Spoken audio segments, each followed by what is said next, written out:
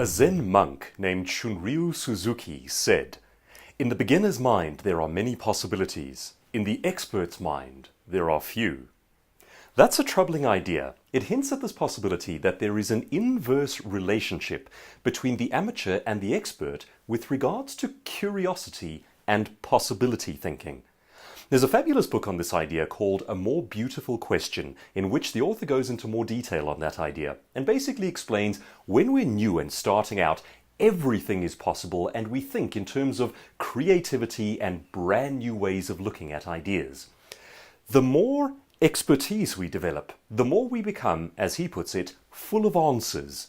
And there's a downside to that. We become highly technically competent but largely blind to possibility, because we fall back on known answers. When I speak on innovation, I try and pick at the fabric of this problem, and I propose that most innovation is about asking different, better questions. In my keynote presentations on the topic, I then give a series of questions to ask in order to see more strategically and to innovate more cleverly.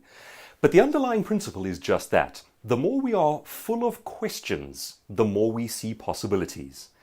The human mind excels at asking the question, what if? Now, the downside to being an expert is the deadening of that question, what if? So, today I'd like to propose a number of things. The first is a brutal audit. If you have become highly technically competent at what you do, how is your what if?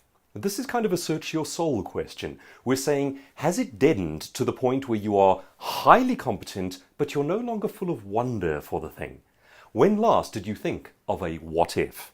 And the other side of this challenge is, when you go into new scenarios, be it a meeting, a new presentation, a new launch or initiative, what if you went in asking different questions?